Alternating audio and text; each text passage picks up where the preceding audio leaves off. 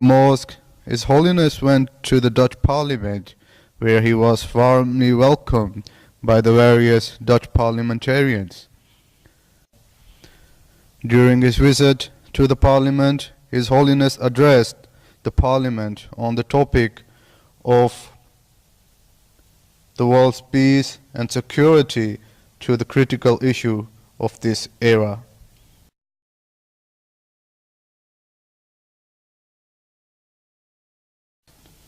Speaking about the increasing lack of peace in the world, Hazrat Mirza Masroor Ahmad said, "In today's world, we see that certain issues are constantly being highlighted and labeled as the most significant problems of our time. If we analyze the situation objectively, we realize that world peace and security is indeed the most critical issue of our time. Unquestionably, with each day that passes, the world is becoming increasingly unstable and dangerous, and there are a number of potential causes of this." Been given only as a means to secure religious freedom and freedom of belief.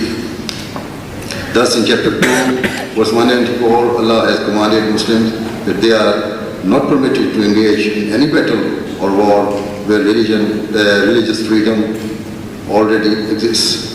Therefore, no Muslim country, group, or individual has the right to engage in any form of violence, warfare, or lawlessness, either against the state or its people. Quite simply, in Europe and in the West, the governments are secular, and a Muslim can never have the right to violate the laws of the land. No to violently oppose the government or instigate any form of rebellion or insurgency. In fact, according to the true teachings of Islam, even if a person considers that he or she does not have the religious freedom while living in a non-Muslim country, they must not engage in dissent or lawlessness. Rather, they should leave that country and migrate to a place with more favorable conditions. In chapter 16, verse 127 of the Holy Quran, Muslim governments have been commanded that if they are ever attacked, they must respond proportionately and only to the extent of self-defense. Such policies are harming international relations and can only ever increase frustrations and have a negative impact. The truth is that sustainable peace can never be established until there is justice at every level of society. Another important teaching of Islam, which we find in chapter 8, verse 68 of the Holy Quran, states that Muslims are not permitted to take prisoners outside of a state of war. Hence, extremist and terrorist groups who are taking prisoners for no reason are acting completely against the teachings of Islam. Indeed, according to reports, they are not just taking prisoners, but are also inflicting the most barbaric cruelties upon their victims. What these terrorist groups are doing can only be condemned in the strongest possible terms.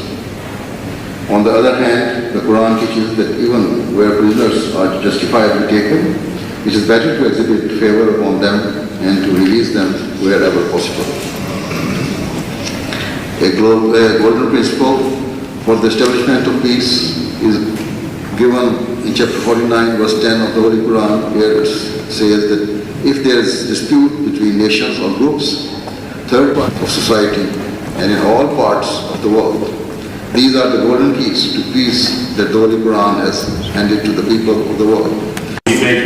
Thursday on the foreign policy issues His as well. Holiness personally met various notaries and guests and was also given a tour of certain historic rooms within the Dutch Parliament.